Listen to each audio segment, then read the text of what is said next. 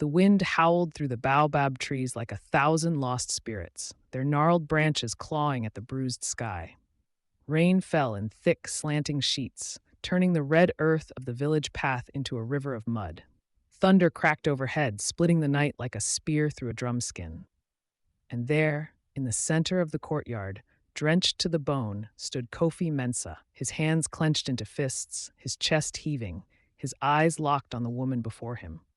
Adwa Serwat, his mother-in-law, the matriarch of the Asare clan, the keeper of secrets, the one who had ruled his life for 10 years with a silence sharper than a knife. She stood beneath the thatch awning of her hut, wrapped in a kente cloth so dark it seemed to swallow the torchlight. Her face was a mask of fury, but beneath it, beneath that iron will, Kofi saw something else. A flicker, a tremor, a crack in the dam. He had just done the unthinkable. He had slapped her. The slap still echoed in the air, louder than the thunder. It had been a single, open-handed blow. Not hard, not cruel, but deliberate. A sound that cut through the rain, through the years, through the silence he had worn like a second skin.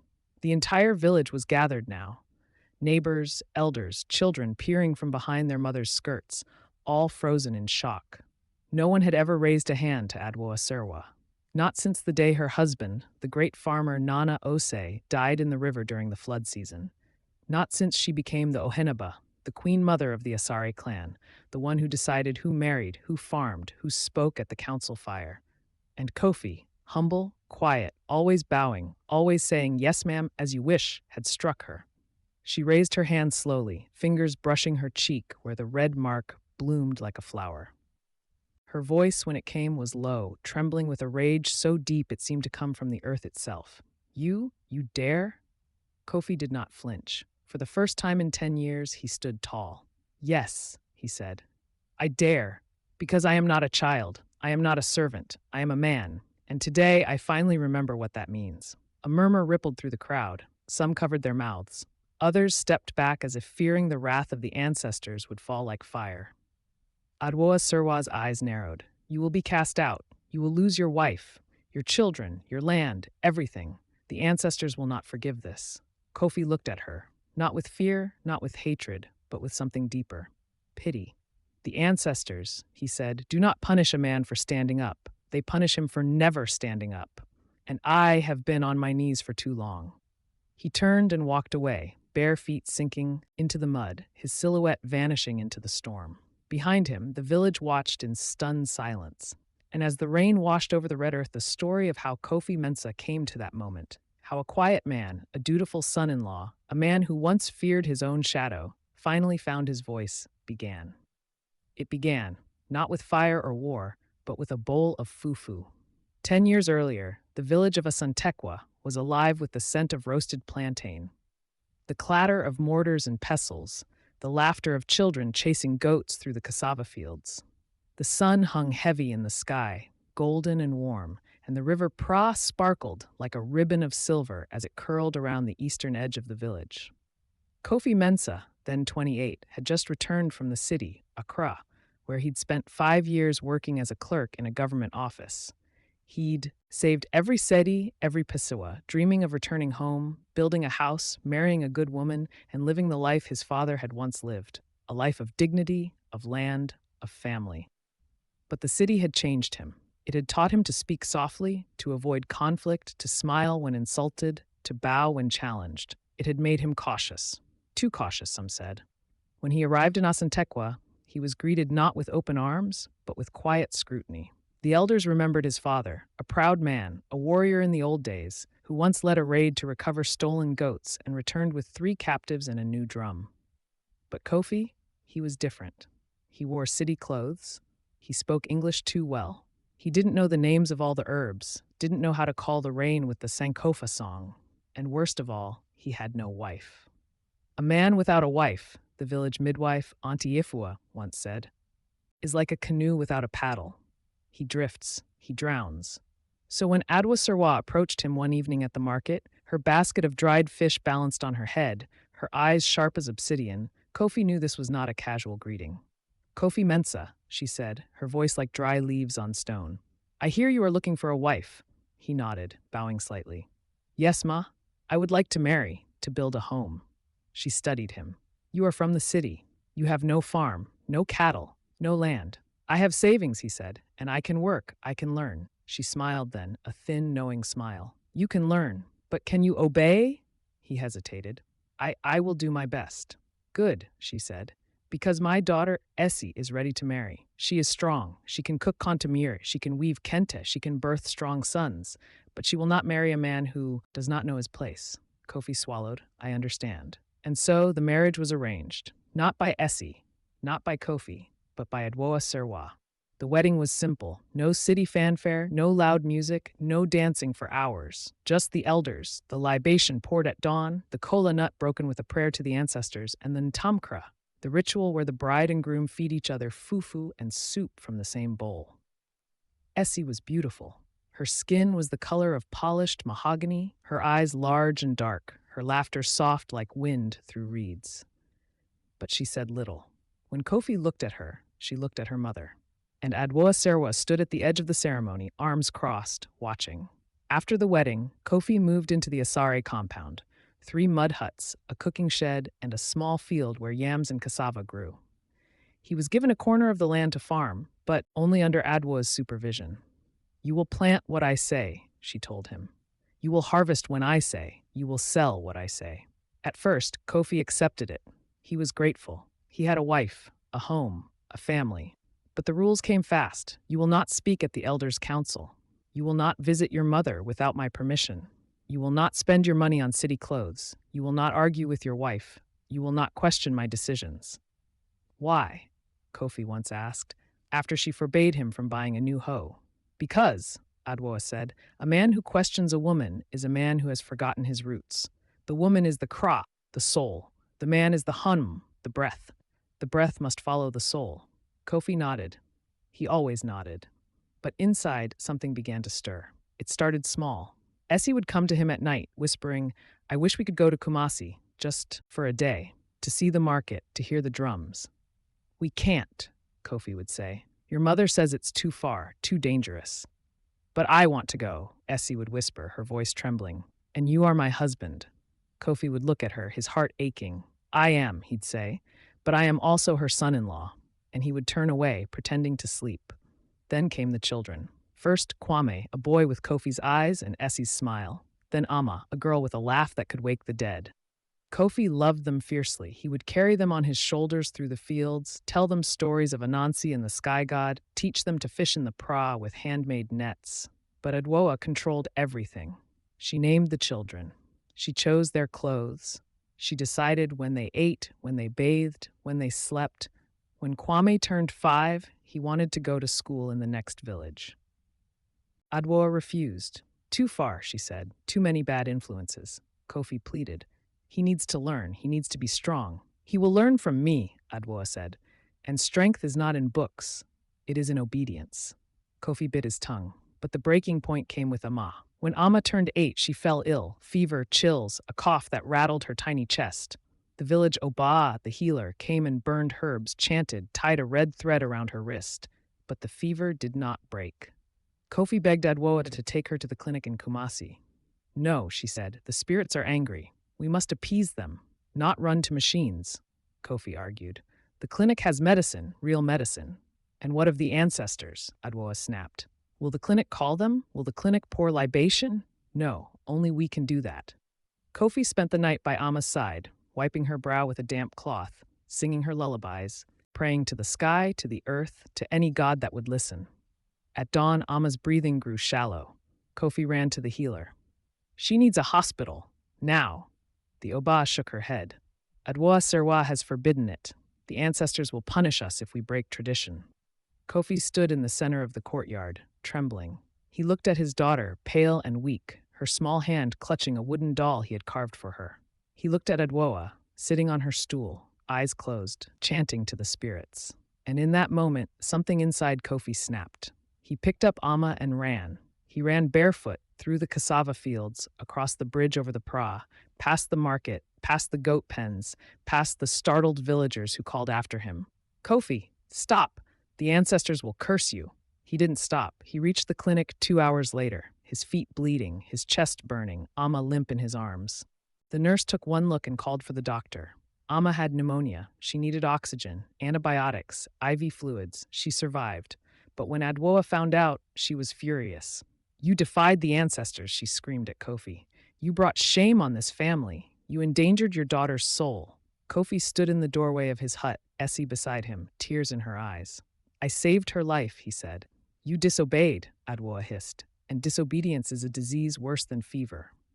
That night, she called a family meeting. All the Asare clan gathered in the courtyard, uncles, aunts, cousins, even distant relatives from neighboring villages. Adwoa sat in the center, her face like stone. Kofi Mensa, she said, has broken the sacred trust. He has acted without permission. He has brought Azem, trouble, into this home.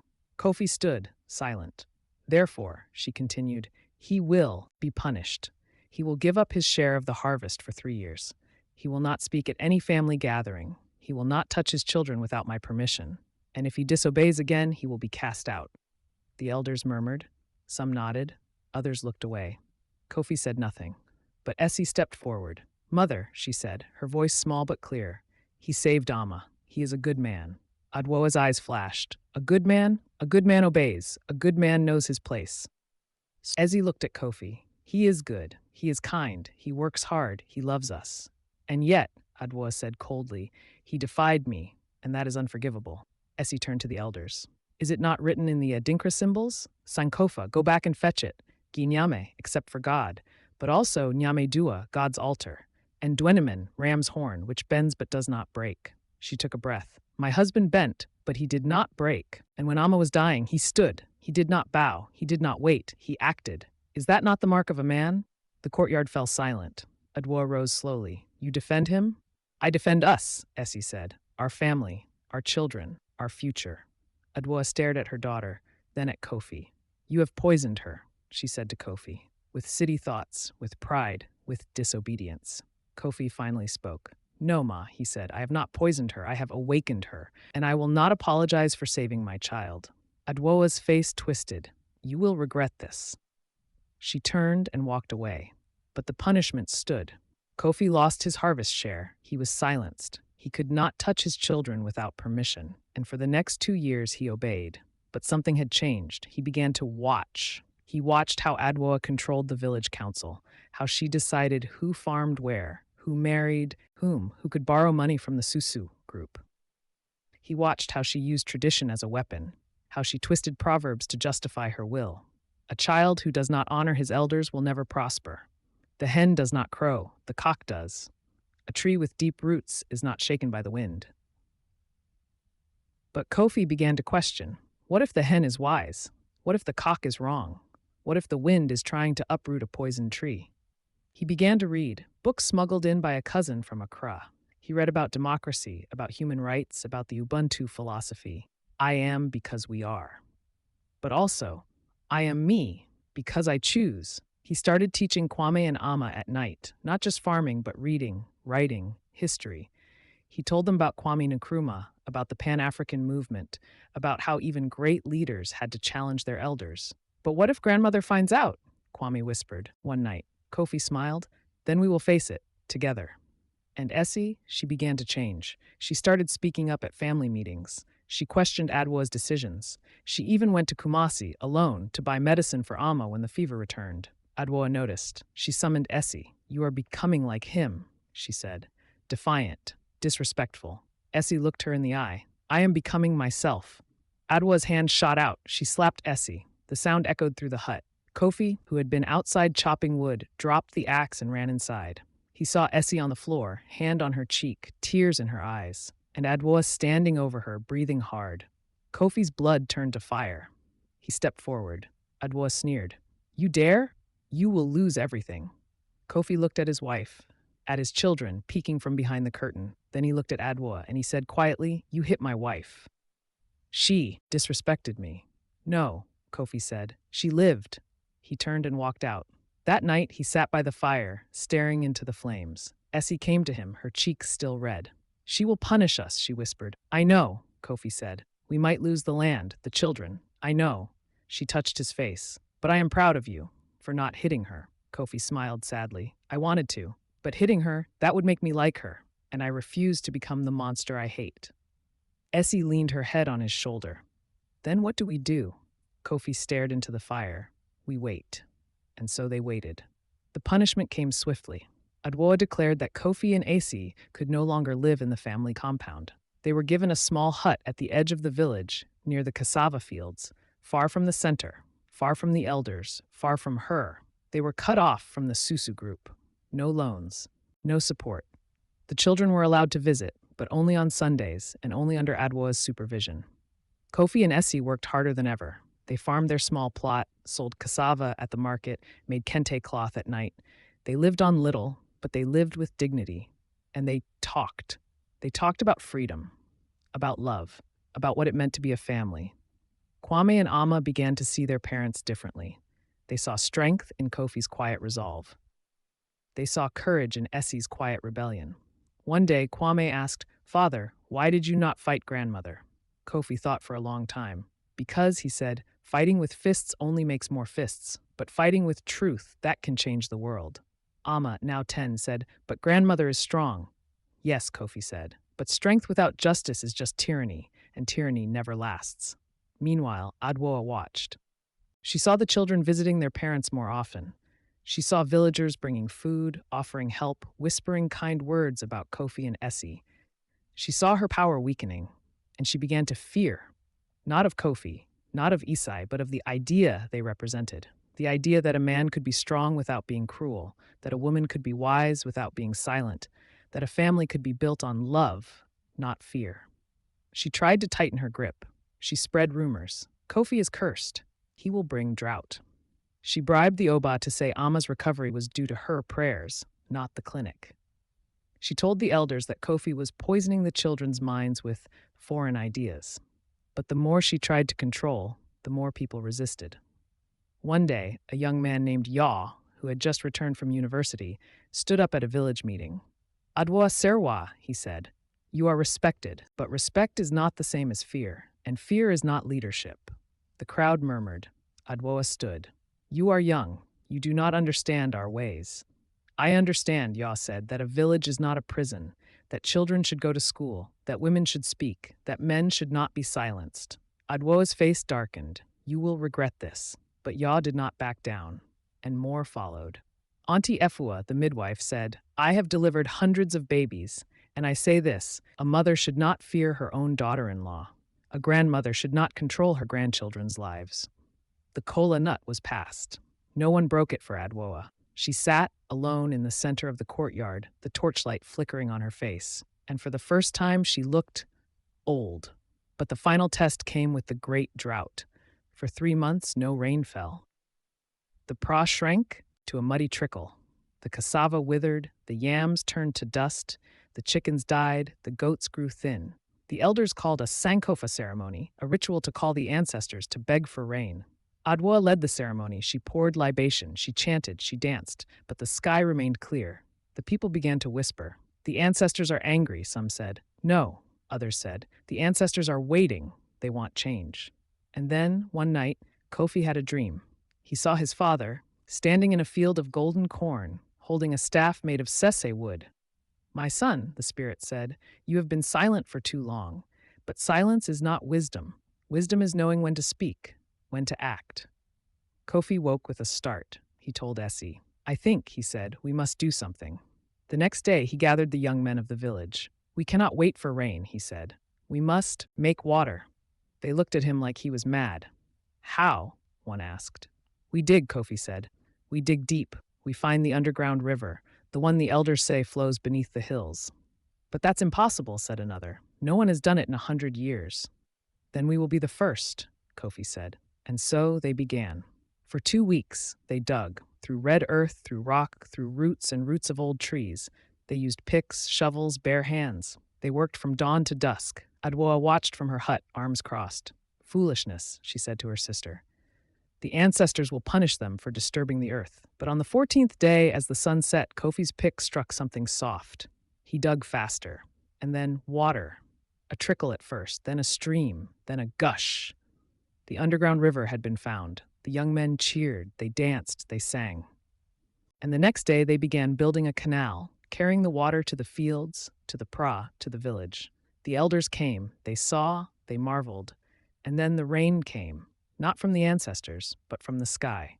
It rained for 3 days and 3 nights. The fields bloomed, the praws swelled, the village sang, and the people looked at Kofi with new eyes, not as a disobedient son-in-law, but as a leader. That night the elders called a meeting. They sat in the courtyard, the fire crackling, the air thick with the smell of wet earth and roasting goat. Adwoa sat in the center, silent. The chief elder, Nana Yao, stood. "We have seen many things," he said. "We have seen drought, we have seen fear, we have seen division." He looked at Kofi. "But we have also seen courage. We have seen wisdom. We have seen a man who did not fight with fists, but with action." He turned to Adwoa. "And we have seen a woman who ruled with strength, but forgot that strength must also be kind." Adwoa's face was unreadable. Nana Yao continued. "The ancestors did not send the rain. The people did.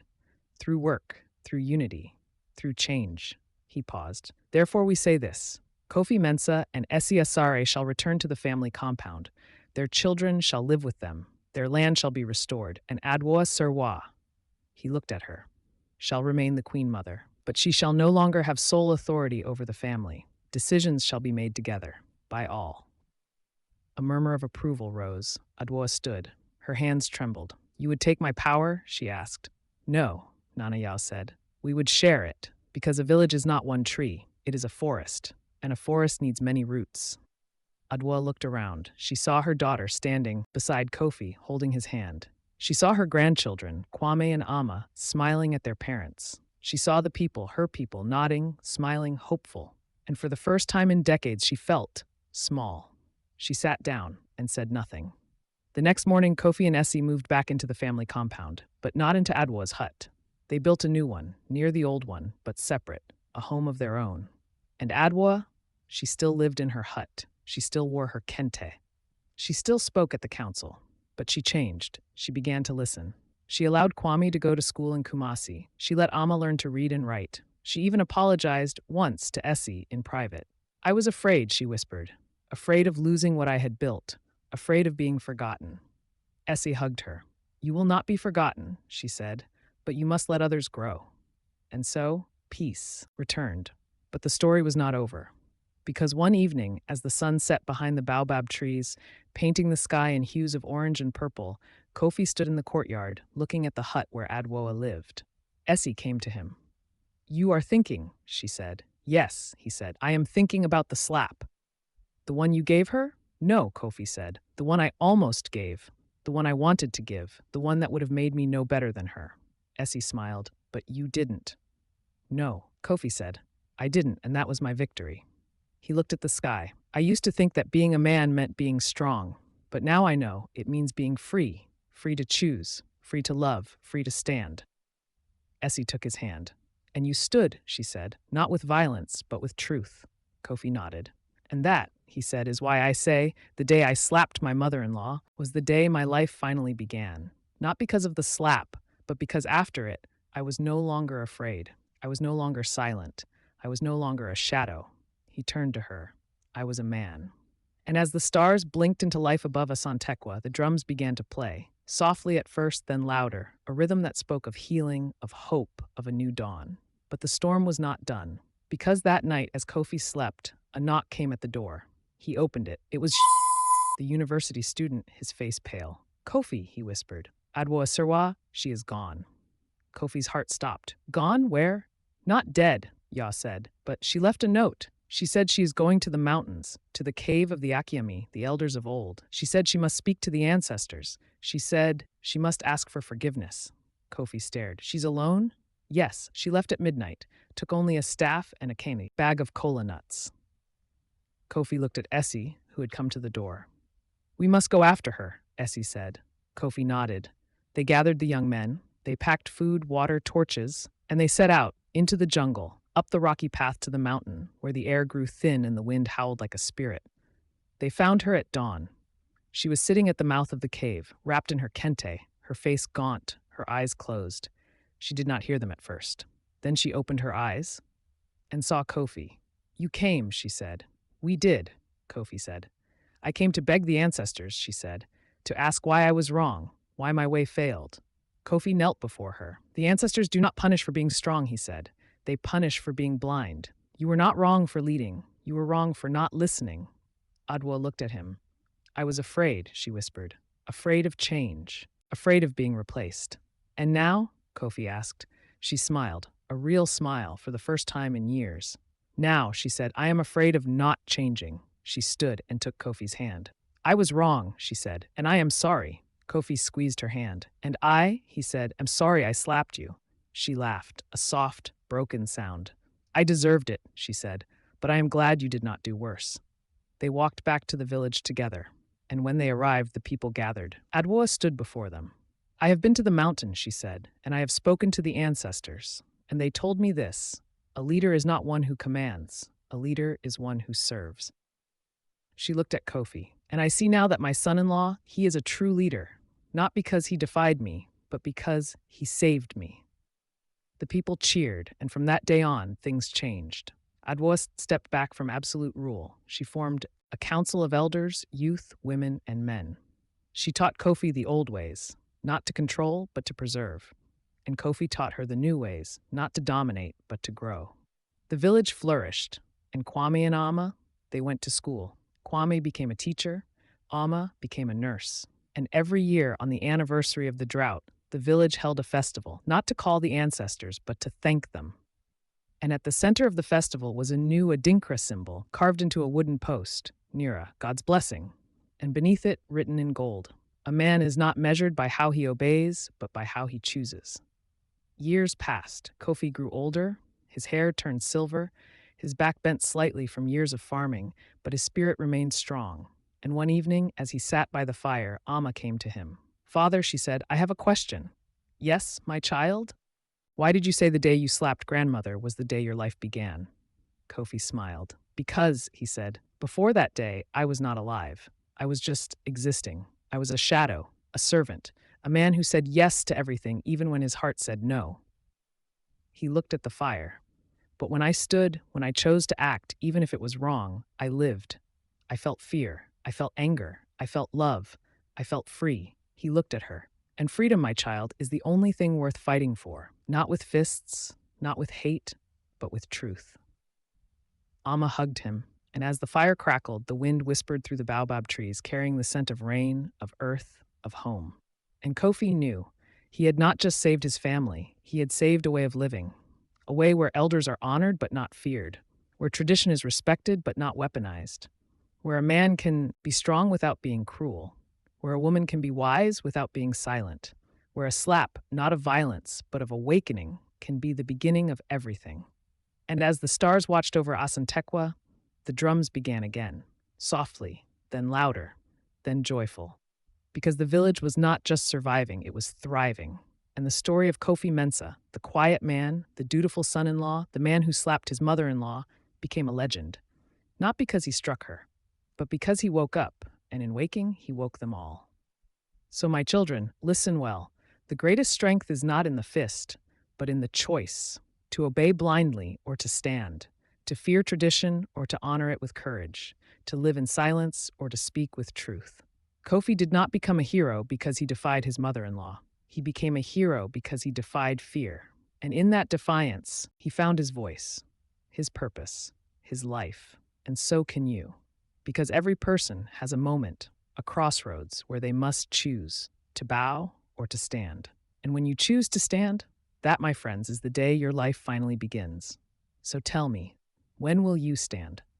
And if you loved this story, if it stirred your spirit, if it made your heart beat like the drums of Asantequa, then subscribe to African Haven Tales. Because every week, we bring you the stories that live in the soil, in the rivers, in the laughter of children, in the wisdom of elders. Stories that remind us we are not just people, we are ancestors in the making. Subscribe, listen, remember. African Haven Tales, where the past speaks and the future listens.